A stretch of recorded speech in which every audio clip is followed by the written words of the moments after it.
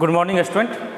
तो unit and dimension जो class 11th का जो पहला चैप्टर है, एक तरह से अगर फिजिकल वर्ल्ड को छोड़ देते हैं क्योंकि उसमें न्यूमेरिकल्स नहीं है, तो यूनिट एंड डायमेंशन चैप्टर खत्म हो चुका है।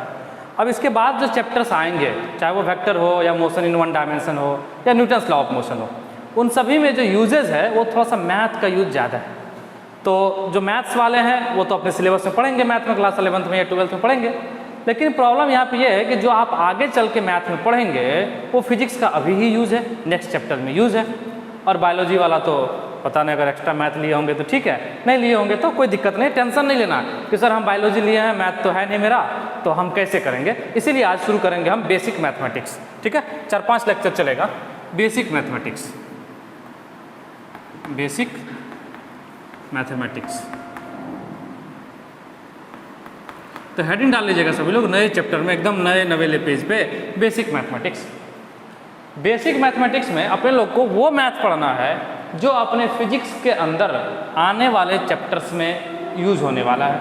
जो फिजिक्स के अंदर आने वाले चैप्टर्स में, जो नेक्स्ट चैप्टर होगा या उसके नेक्स्ट होगा, इसमें जो यूज होने वाला है। क्योंकि अभी लोग तो आप लोग मैथ पढ़े नहीं है पूरा 11-12 का, जो बायोलॉजी वाले हैं उनको तो बायोलॉजी पढ़ना है। इसीलिए फिजिक्स में क्या किया जाता है कि 4-5 लेक्चर जो है वो मैथ पढ़ा दिया जाता है। इसमें क्या क्या पढ़ेंगे? सबसे पहला जो टॉपिक पढ़ेंगे वो पढ़ेंगे ट्रिगोनोमेट्री। कौन सा मैट्री? ट्रिगोनोमेट्री। ट्रिगोनोमेट्री, ठीक है। 2 नंबर पे जो पढ़ेंगे वो पढ़ेंगे डिफरेंशिएशन। डिफरेंशिएशन नाम सुने होंगे, इसका तो सुने होंगे, ठीक है। Number 3 maxima minima. Maxima and minima, ये डिफरेंशिएशन का ही एप्लीकेशन है। मैक्सिमा एंड मिनिमा, ये डिफरेंशिएशन का ही एप्लीकेशन है। Number 4 integration. इंटीग्रेशन, इसमें डिफिनिट और इनडिफिनिट दोनों इंटीग्रेशन है। नंबर 5 में ग्राफ पढ़ेंगे। ग्राफ, ग्राफ किसका? स्ट्रेट लाइन का, पैराबोला का, हाइपरबोला का, ठीक है। ग्राफ पढ़ेंगे, ग्राफ पढ़ेंगे स्ट्रेट लाइन का। जनरली अपने लोग के जो सेक्शन में है, जो फिजिक्स में है, वो आता है स्ट्रेट लाइन, पैराबोला और हाइपरबोला, तो ये ग्राफ पढ़ेंगे। तो इतने टॉपिक को कंप्लीट करेंगे 4-5 लेक्चर में। चलिए, तो ये टॉपिक्स हो गए। तो समय ना गवाते हुए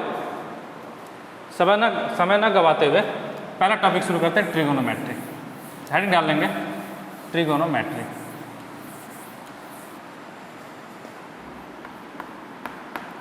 ट्रिगोनोमेट्री, ट्रिगोनोमेट्री, ठीक है। समझिएगा, ये जो ट्राई है इसका मतलब होता है 3। ट्राई का मतलब होता है 3। तो मतलब इसमें जो है ट्रायंगल के प्रॉपर्टीज़ के बारे में पढ़ते हैं कि ट्रायंगल में जो एंगल्स होते हैं, ट्रायंगल में जो साइड्स होते हैं, तो उन सभी के बीच का जो रिलेशंस होता है वो ट्रिगोनोमेट्रिक फंक्शन के द्वारा अपने लोग पढ़ते हैं, उसको समझते हैं, ठीक है। तो पहले बेसिक जो क्लास 10th में या 9th में पढ़े होंगे उसको देखते ध्यान से। सबसे पहले साइन थीटा मान लेते हैं, कॉस थीटा, टेन थीटा। जल्दी जल्दी जो पुराना है उसको रिवीजन कर लेंगे। Sine theta, cos theta, tan theta. इसका फॉर्मूला हो जाता है पंडित बद्री प्रसाद डिवाइडेड बाय हरिहर बोल। पंडित बद्री प्रसाद, मतलब पंडित बद्री प्रसाद है एक, मतलब आपके गांव में एक पंडित बद्री प्रसाद है और वो पंडित है तो दिन रात हर हर बोल करते रहता है, मतलब वो भगवान का नारा लगाते रहता है, हर हर बोल कर रहा है। तो देखिए, तो जो P/B है ना, ये आ गया साइन के लिए, P/H जो है ये आ गया साइन के लिए। H है, H से हाइपोटेन्यूज है, ये H से हाइपोटेन्यूज है, P से परपेंडिकुलर है, B से बेस है। B/H जो है ना, ये बीच वाला, ये आ जाएगा किसके लिए? कॉस के लिए। ये किसके लिए आ जाएगा? कॉस के लिए। और ये जो P/B है ना, ये आ जाएगा किसके लिए? टेन के लिए। ये क्लास 10th में पढ़े होंगे, ठीक है। बस हम थोड़ा सा रिवीजन करा रहे हैं। पंडित बद्री प्रसाद डिवाइडेड बाय हर हर बोल। चलिए, बहुत अच्छा, बहुत बढ़िया। इसके बाद इन सब का आप वैल्यू याद किए होंगे। इसके बाद इन सब का आप लोग वैल्यू याद किए होंगे। इसको मिटा दें, ये लिख लीजिए, जरूर लिखिए, इस तरह घेरिए। P/H sign, B/H cos. तो अगर साइन थीटा पूछेगा यहाँ से साइन थीटा पूछेगा तो आप लोग तुरंत याद कर लीजिएगा, अच्छा क्या होता था साइन थीटा में, पंडित बद्री प्रसाद, पहला वाला साइन, तो पंडित बद्री, नीचे में क्या होता हर हर बोल, तो अच्छा गया, मतलब perpendicular divided by hypotenuse, perpendicular divided by hypotenuse, ठीक है। इसी तरह अगर कॉस थीटा में पूछेगा तो तुरंत आप लोग कर लेंगे, अच्छा पंडित बद्री, बीच वाला आता था कॉस थीटा में, तो बद्री डिवाइडेड हर हर बोल। फिर टेन थीटा पूछेगा तो पंडित बद्री प्रसाद, लास्ट वाला प्रसाद डिवाइडेड बाय हरिहर बोल, ठीक है। किसी भी राइट एंगल ट्रायंगल में, किसी भी राइट एंगल ट्रायंगल में अगर ये एंगल 90 डिग्री है, अगर ये एंगल 90 डिग्री है, इसके सामने जो होता है, जो इसके सामने होता है वो होता है हाइपोटेन्यूस, हाइपोटेन्यूस, उसके जो सामने होता है वो होता है हाइपोटेन्यूस, ठीक है। उसके सामने जो होता है परपेंडिकुलर के जो सामने होता है वो होता है हाइपोटेन्यूस, ठीक है। उसके बाद देखिए बेस, बेस और परपेंडिकुलर में कोई भी, ये दो साइड बच गया, एक BC और एक AC, तो कोई भी बेस हो सकता है, कोई भी परपेंडिकुलर। कई लोग के मन में आता है कि सर ये BC ही बेस होगा, अरे ऐसा कुछ नहीं है, समझिए इस बात को, ऐसा नहीं कि BC ही बेस होगा। अगर थीटा यहाँ दे दिया गया है ना, अगर थीटा यहाँ दे दिया गया ना, तो देखिए बेस का मतलब क्या होता है, आधार, बेस का मतलब क्या होता है, आधार। जैसे मान लिया जाए कि आप बेंच पे बैठे हैं, तो आपका बेस कौन है, बेंच है, क्योंकि आप बेंच पे बैठे हैं। बेस, बेंच का बेस कौन सा है, तो ग्राउंड है, क्योंकि बेंच जो है वो ग्राउंड पे खड़ा है।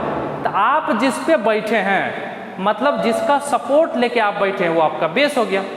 जैसे मान लिया जाए कि हम जो है कुर्सी पे बैठ गए, तो कुर्सी पे बैठ गए तो मेरा बेस क्या हो गया, कुर्सी हो गया। तो यहाँ पे देखिए ना थीटा, थीटा किसके, किस पे टिका हुआ, तो ये तो हाइपोटेनियस है।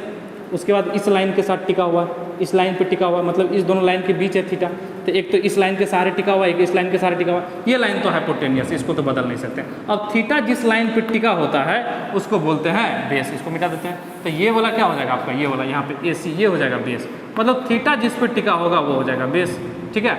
अगर इसी में, इसको मिटा दें, अगर इसी में थीटा नीचे टिका होता, अगर थीटा यहाँ टिका होता तो ये 90 है तो हाइपोटेनियस तो ये होता ही, बेस आपका क्या हो जाता है, ये वाला हो जाता है।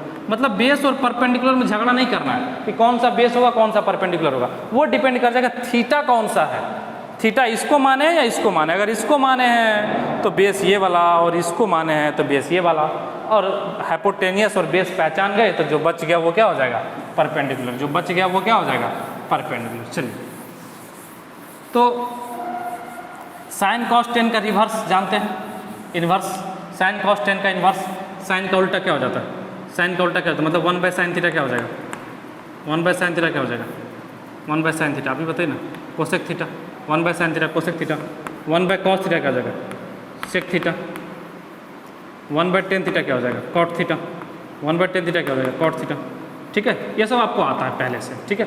ये देखिए इस तीन के बारे में अगर पढ़ लिए, साइन कॉस टेन के बारे में पढ़ लिए, तो इसको 1/, कर लेंगे तो कोसेक सेक कोट आ जाएगा।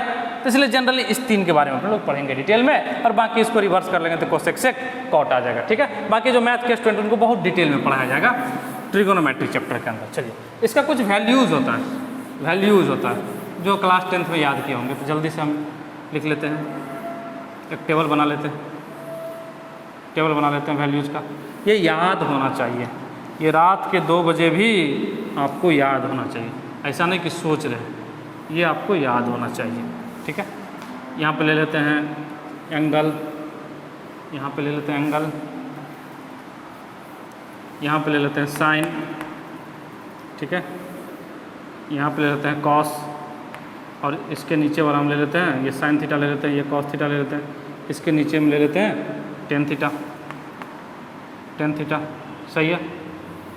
यहाँ ले लेते हैं 0 डिग्री, 0 के बाद ले लेते हैं 30 डिग्री, उसके बाद ले लेते हैं 45 डिग्री, फिर ले लेते हैं 60 डिग्री, और फिर ले लेते हैं 90 डिग्री। ध्यान दीजिएगा, ध्यान दीजिएगा, ध्यान दीजिएगा, ठीक है। ये साइन 0 डिग्री, ये जो है ना, ये 0 डिग्री ना, ये थीटा के बराबर, मतलब जब साइन 0 होगा, मतलब थीटा की जगह क्या आएगा, 0 आएगा। जब थीटा की जगह 0 आएगा तो वैल्यू हो जाएगा 0, थीटा मतलब ऐसे साइन 0 = 0, मतलब ये 0 आएगा थीटा की जगह। अब थीटा की जगह तो 30 आएगा तो 1/2, अगर 45 डिग्री आएगा तो 1/√2, ठीक है। अगर 60 आएगा तो √3/2, 90 आएगा तो 1। आप ध्यान से देखें तो ये बढ़ रहा है, 0 1/2 1/√2 √3/2 1, ये इंक्रीजिंग फंक्शन है। मतलब साइन जो है 0 से 90 में इंक्रीजिंग फंक्शन होता है, मतलब धीरे धीरे बढ़ता है, धीरे धीरे बढ़ता है। अच्छा, इंक्रीजिंग फंक्शन का मतलब समझिए ना सीधा सीधा। इंक्रीजिंग फंक्शन का मतलब ये हो जाता है कि जैसे देखिए ना यहाँ पे ना थीटा को जैसे जैसे बढ़ाएंगे, थीटा को जैसे जैसे बढ़ाएंगे तो साइन थीटा का भी इस पूरे का वैल्यू भी बढ़ेगा। अगर थीटा 0 रखे थे तो साइन 0 क्या हो गया 0। अगर थीटा 30 डिग्री रखे तो साइन 30 कितना हो गया 1/2। अगर 45 रखे तो 1/√2। ये 1/√2 1/2 से बड़ा है, 1/√2 इज ग्रेटर देन 1/2। ठीक है, डिवाइड करके देख लीजिएगा। ठीक है, जिसको डाउट हो रहा है कि सर आप कैसे बोल रहे हैं। ठीक है, √3/2 1/√2 से बड़ा है, तो साइन 60 √3/2 91। अब क्या करेंगे कॉस में लाने के लिए। अच्छा पता है इसको जब 9th 10th में पढ़ते थे हम लोग तो कैसे पढ़ते थे, इसको याद करने का एक शॉर्ट ट्रिक था, जैसे कई बार भूल जाते हैं लोग। ठीक है, तो शॉर्ट ट्रिक क्या था वो समझिएगा। 0 30 45 60 90 तो बोला जाता था यहाँ से लिख लीजिए 0, यहाँ से लिख लीजिए ऐसे करके, देखिएगा ध्यान से। बोला जाता था कि 0 30 45 के लिए लिख लीजिए 0 1 2 3 1 2 3 4 5 4 तक जाएगा। ठीक है, और फिर बोला जाता था कि 4 से डिवाइड कर लीजिए सबको, 4 से डिवाइड कर लीजिए, 4 से डिवाइड कर लीजिए, और फिर बोलता था कि रूट लगा लीजिए, फिर बोला जाता था कि रूट लगा लीजिए, ये रूट लगा लीजिए सब में। तो सब में जैसे रूट लगाएंगे ध्यान दीजिए ना क्या बन गया, ये हो गया 0 डिग्री, ये हो गया 30 डिग्री, ये हो गया 45 डिग्री, ये हो गया 60 डिग्री, और ये हो गया 90 डिग्री। ध्यान दीजिए 0 बाई समथिंग 0, 0 का रूट 0, 1/4 का रूट 1/2, ये देखिए 2/4 का रूट 2/4 का रूट ऊपर हो जाएगा √2, या देखिए ना 2 से 2 कट गया तो 1/2, तो 1/√2 1। ये देखिए ना √3/4 का 2, 4/4 1 का √1, तो यही वाला आ गया कि नहीं, यही वाला आ गया कि नहीं। तो इसको याद करते थे शॉर्ट ट्रिक से, पहले 0 1 2 3 4 लिख लेते थे, सबको डिवाइडेड बाय 4 कर देते थे, और फिर क्या करते थे ये सब भाग नहीं जाए, ये सब भाग नहीं जाए निकल के, इसलिए इधर से कवर लगा देते थे रूट का क्या करते थे कवर लगा देते थे, कवर पहना देते थे। ठीक है, फिर इसको सॉल्व करके यही आता था। चलिए ये तो साइन का फंडा हो गया। चलिए कॉस में देखेंगे, कॉस में क्या करते थे इसको उल्टा के लिखते थे, जो इधर है ना उसको शुरू में लिखेंगे, जो साइन के लास्ट में है ना उसको शुरू में लिखेंगे, तो 1।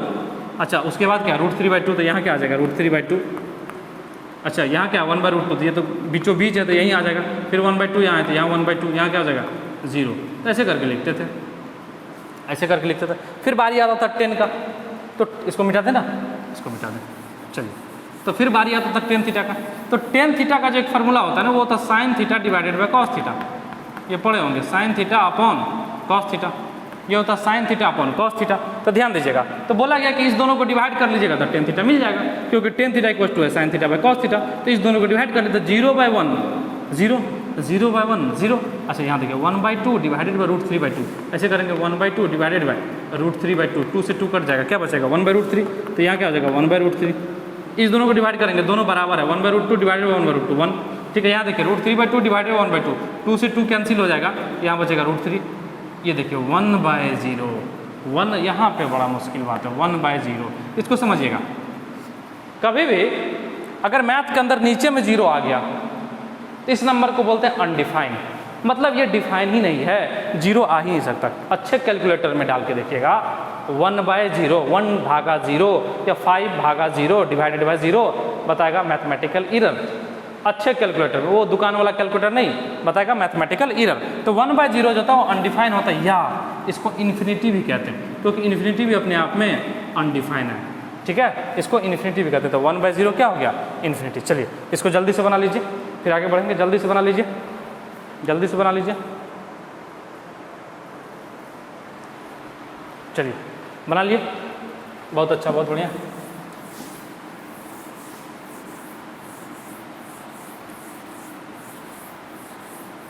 चलिए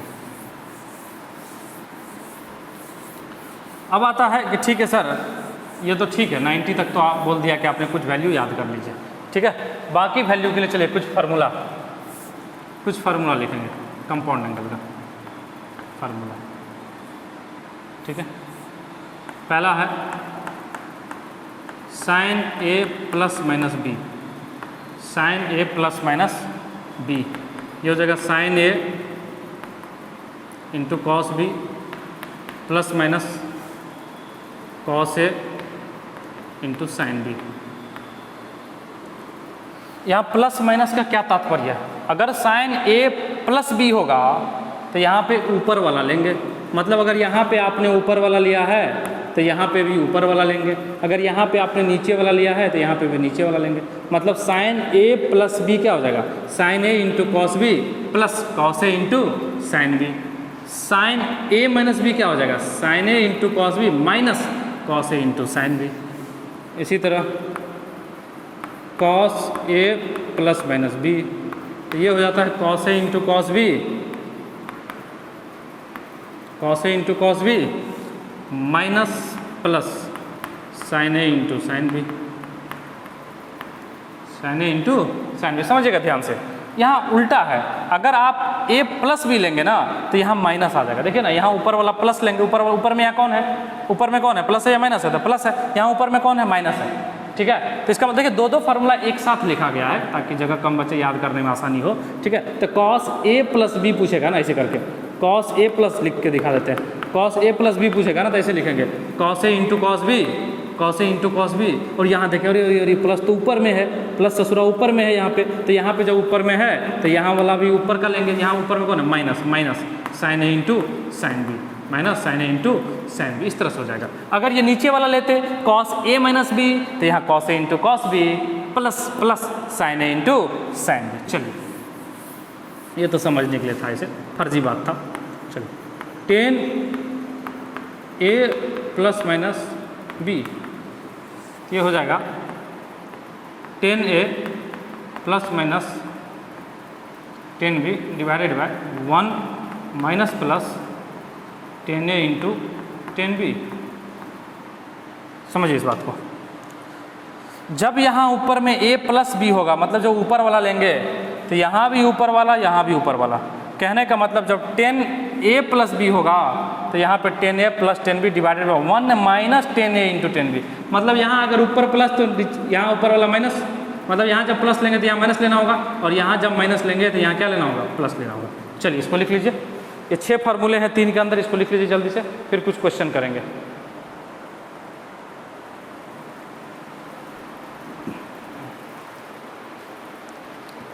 लिख लीजिए, लिख लिए? अच्छा, और फॉर्मूला लिख ले क्या? चलिए ना, इतना पे क्वेश्चन करते हैं। चलिए,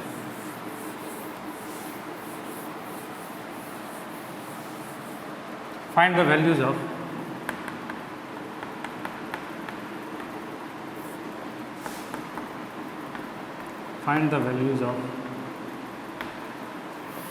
number 1 sine 15 degree, number 2 cos 15 degree, number 3 sine 120 degree, number 4 cos 120 degree. चलिए ट्राई करिए इसको, 5-10 सेकेंड में ट्राई करिए, एक बार जल्दी से ट्राई करिए।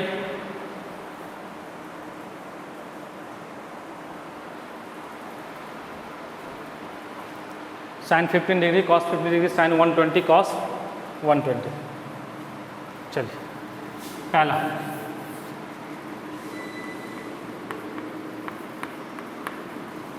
साइन 15 डिग्री, देखिएगा ध्यान से, हमको इसका वैल्यू नहीं पता, इसको क्या लिख सकते हैं, दो ऐसे एंगल में तोड़िए इसको, दो ऐसे एंगल के रूप में लिखिए जो आपको पहले से मालूम हो, तो आप याद करिए, आपको 45 डिग्री का वैल्यू मालूम है और 30 डिग्री का भी वैल्यू मालूम है, तो 15 को जो है ना 15 को लिख लेंगे 45 degree minus 30 degree.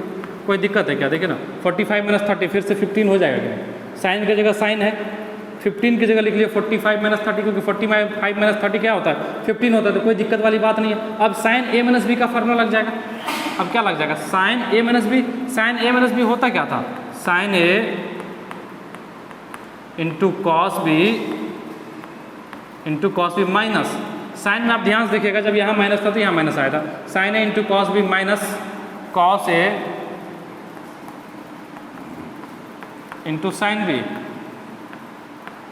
Minus cos A into sine B. Sine 45 का वैल्यू बोल दीजिए 1/√2 cos 30 degree, cos 30 degree √3/2 minus cos 45 1/√2 sine 30 1/2 sine 30 1/2।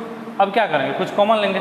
हाँ, नीचे में कितना कॉमन है, देखिए नीचे में 2√2 तो क्या हो जाएगा √3 - 1 डिवाइडेड बाई 2√2। √3 - 1 नहीं दिख रहा है, अच्छे से लिख दें, इधर लिख दें, ठीक है। तो कितना हो जाएगा, देखिए ना 2√2 दोनों में, यहाँ भी 2√2 यहाँ भी 2√2, यहाँ क्या हो जाएगा √3 - 1 डिवाइडेड बाय 2√2। ये हो जाएगा साइन 15 डिग्री, ये हो जाएगा साइन 15 डिग्री का वैल्यू, √3 - 1/2√2। चलिए देख लीजिए बेटा, तो साइन 15 कितना हो गया √3 - 1/2√2। चलिए cos 15 बेहद आसान। इसी तरह cos 15 को क्या करेंगे, दो ऐसे वैल्यू जो आपको पहले से मालूम है। 15 के लिए क्या यूज़ करेंगे, 45 - 30 कर लेते हैं, क्योंकि 45 और 30 दोनों का मालूम है। तो यहाँ पे क्या हो जाएगा cos A - B, cos A - B, ध्यान दीजिएगा cos A into cos B, cos A into cos B, minus यहाँ है ना, अगर यहाँ माइनस है ना तो यहाँ प्लस होता है, plus sine A into sine B, sine A into sine B। cos 45 क्या हो जाएगा 1/√2, cos 30 क्या हो जाएगा √3/2, प्लस साइन 45 क्या हो जाएगा 1/√2 इंटू साइन 30 क्या हो जाएगा 1/2। देखिए यहाँ 2√2 है, यहाँ भी 2√2, मतलब दोनों के नीचे में 2√2 है, तो सीधा सीधा एलसीएम लेके क्या हो जाएगा √3 + 1 डिवाइडेड बाय 2√2, √3 + 1, ये हो जाएगा आंसर आपका, ठीक है। मतलब cos 15 डिग्री का वैल्यू कितना हो गया √3 + 1/2√2, √3 + 1/2√2, √3 + 1/2√2। इसको लिखिए, इसको लिखिए जल्दी से, फिर अगला दो करेंगे। इसको लिखिए जल्दी से। अगर 10 15 का वैल्यू पूछे ना तो इस दोनों को डिवाइड कर लीजिए।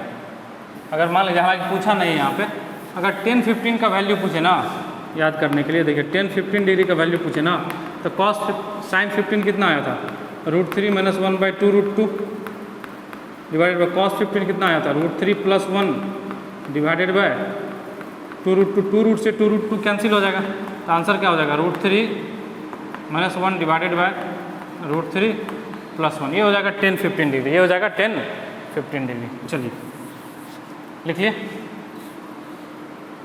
लिख लिए, बहुत अच्छा, बहुत बढ़िया, मिटाए, यस सर, मिटाइए मिटाइए मिटाइए सर, जल्दी से मिटाइए। अगला साइन 120 डिग्री, साइन 120 डिग्री, ठीक है।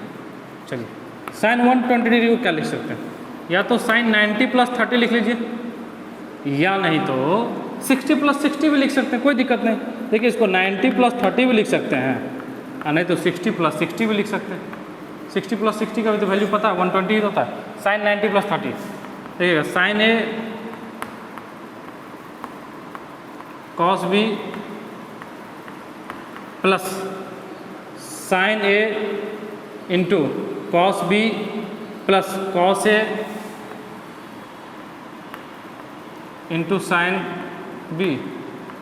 ध्यान दीजिएगा साइन 91 cos 30, आप बताइए √3/2, √3/2 plus cos 90 0 multiply by sine 91/2, ये तो 0 हो गया, तो आंसर क्या आ गया √3/2। आंसर क्या आ गया √3/2।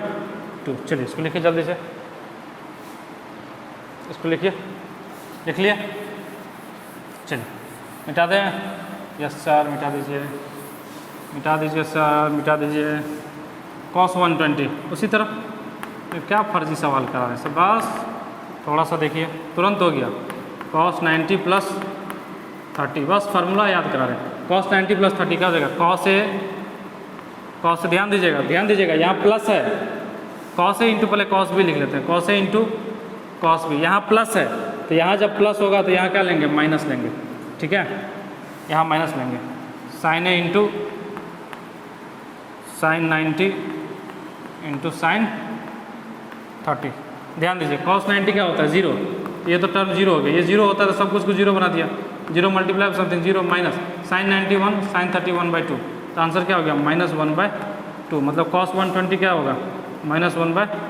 2 cos 1 तो 20 क्या हो जाएगा -1/2 cos 120 क्या हो जाएगा -1/2। चलिए इसको लिख लीजिए, cos 120 क्या हो जाएगा -1/2। लिखिए जल्दी से। फिर एक 10 का भी क्वेश्चन लेंगे।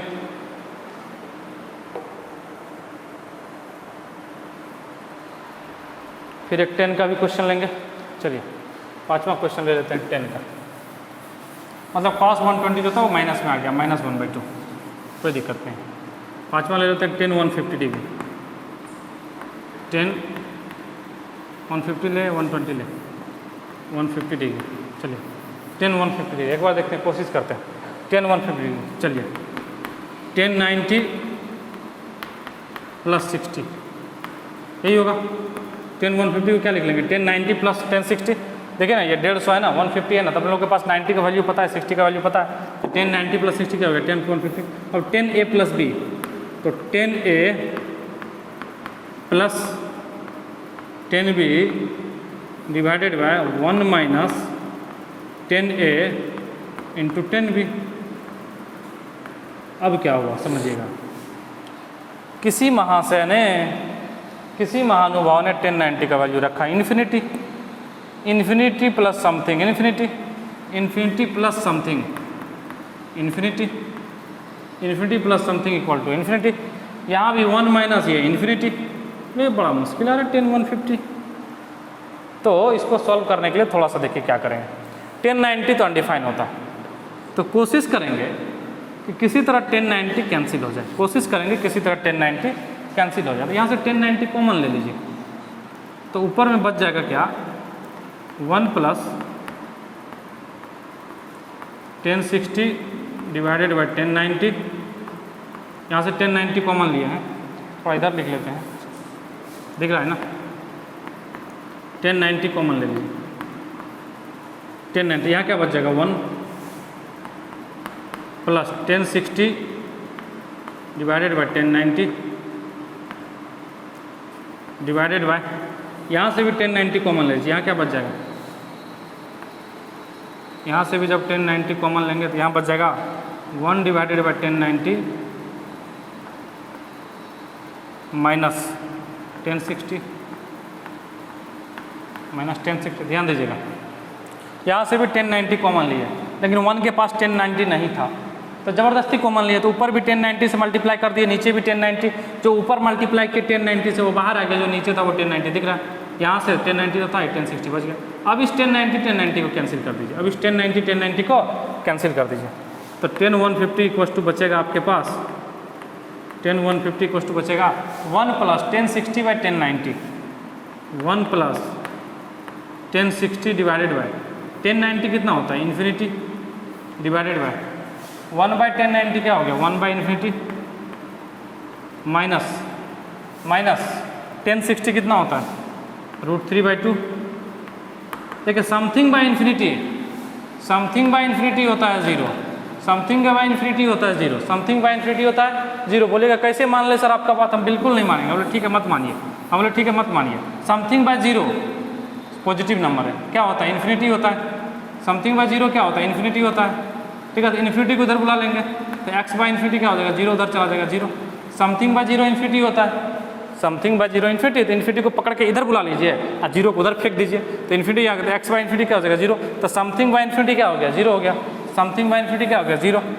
तो देखिए ना 1 + समथिंग बाय इन्फिनिटी 0 पढ़े होंगे sin² θ + cos² θ = 1, sin² θ + cos² θ = 1, sec² θ - tan² θ = 1, cosec² θ - cot² θ = 1। इस दोनों में माइनस होता है, यहाँ पे प्लस होता है। sin² θ + cos² θ 1 होगा। अगर आपको डेरिवेशन करना है तो बहुत ही आसान है।